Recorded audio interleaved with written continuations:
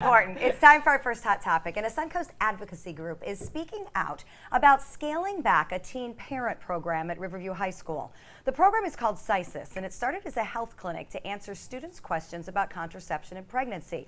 That way students didn't have to go to the health department to get information and answers. But this clinic at Riverview was gradually scaled back and in time actually closed down. The district says there's a policy that keeps them from operating the clinic, despite that it was open for that very purpose. The issue was raised at the school board meeting last night with no conclusion. The big question seems to be, is it the school's job and the school district's job to run that type of clinic? Well, they need to provide that type of information.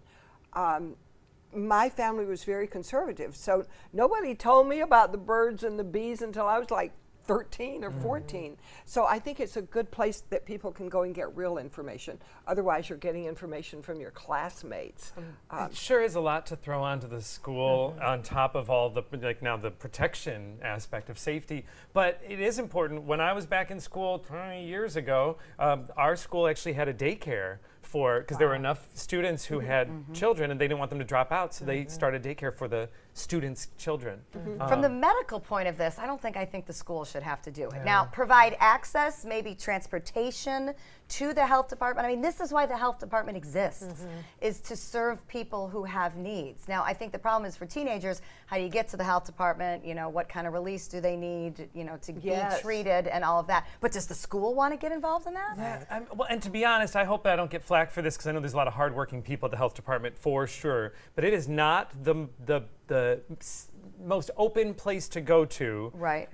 And I sometimes hesitate sending youth there just because a lot of times they'll be scolded and turned away as opposed to treated and dealt with. So I think it's a bag of worms. Just the fact that there's always a nurse's office in schools, and what are the parameters of those services and needs that kids have, and how responsive should they be to an evolving culture of health concerns? Yeah, no, it's a lot to ask for the school, and apparently the board felt the same way and was kind of like, ugh, we need to keep discussing this. So at least it's out there. So nothing is slowing down the box office buzz around A Star Is Born, but now the movie is taking another ranking by storm. The film's soundtrack has debuted at the #1 spot on Billboard. This is Gaga's 5th chart topper, but co-star Bradley Cooper's first. It's also the biggest week for a soundtrack in more than 3.5 years, and the second time a soundtrack for A Star Is Born has topped the chart. Same thing happened in 1977 with Barbra Streisand and Kris Kristofferson. Okay, who has seen this?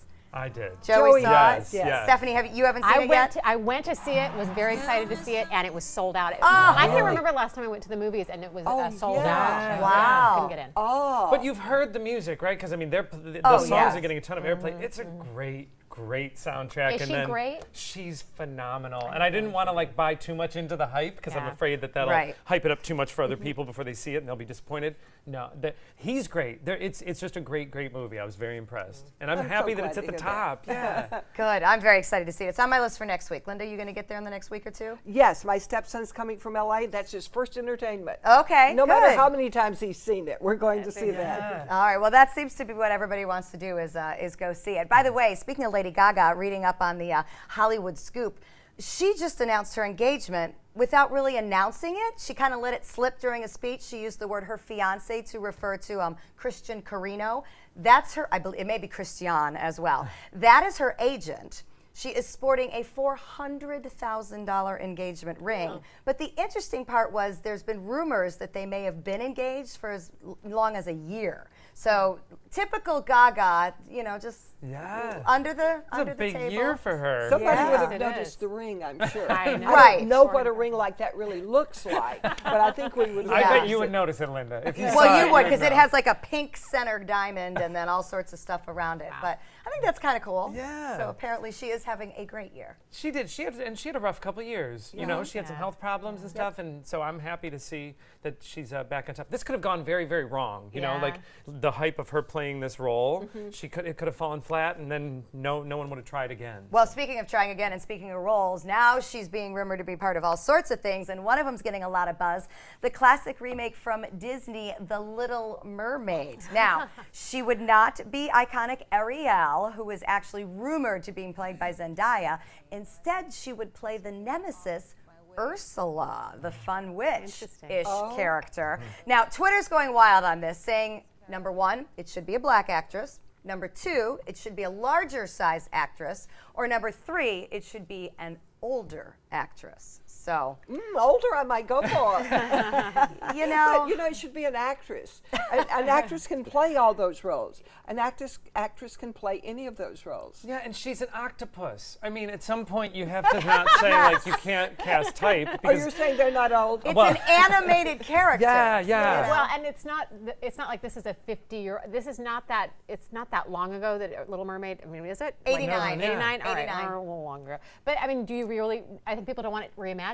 That's the Yeah. thing. They want it to be the way Right. that everybody remembers it. So it needs to be all of these things. Yes. I mean, and I don't know. I also remember when they made the movie reading that the character was never initially supposed to be so large, but the actress that they hired to do the voice had such a kind of husky Yeah. voice Right. that Yeah. the animators kept adding weight to her. Because that was how they envisioned it. Yeah, but she's a villain. In the Broadway Yeah. musical they did, I don't think she was large, but they kept the villainous part, which I think Gaga can play very well. It does something though when the voice is such an iconic person who you can really picture. Right.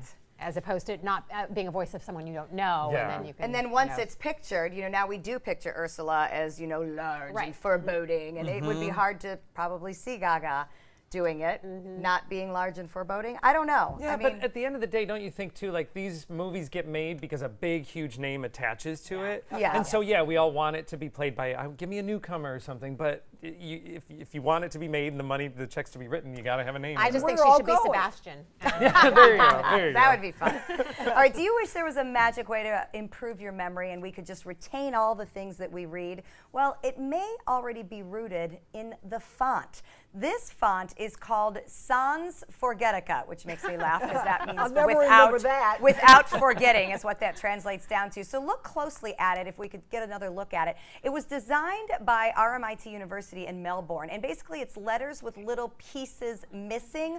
See how there's little, the Y is missing the connector. So the point of the matter is when the little pieces of the letters are missing, it makes your brain work harder to figure out the word, which then gives you enough pause that it will sink in your mind better. Very interesting. I do have to work a little harder, the font to remember. Okay, so because I'm having to process harder, the thought is it will stick in better. I'll take anything that keeps me remembering Whatever things. works, yeah. Yeah. I wonder 'cause- if it has that also. You know how they say doing crosswords kind of keeps you sharp. If it has that kind of impact too, of just Yeah, kind of I'd keeping you. Rather you know. just write things down over and Yeah, over and That's over. actually what I do in general Yeah. too. Yeah. It's just a lot of repetition. But when Right. you can't remember somebody's name, like there's just that one person or that Yes. name, and then you're like, all right, I got to come up with something to make me remember it, and Right. then you end up remembering them for years to come, even after you Yes. never see them again. So Well- working at it, maybe that's the thing. Yeah. Whether you write it down or whether you go with these Something little letters. intentional. Right, yeah, and I think that's what we all learned in school. The more that you intentionally go over things, the more it stays in your They brain. can put so. theater scripts in that Yes. font, and then every actor. It made me want to makes it squint, like- though. I don't want to sit there and think, Yeah, what does that right. mean? I just like the name of it though. That's fun. Yeah, Yeah. it's very, somebody has a very good sense of humor.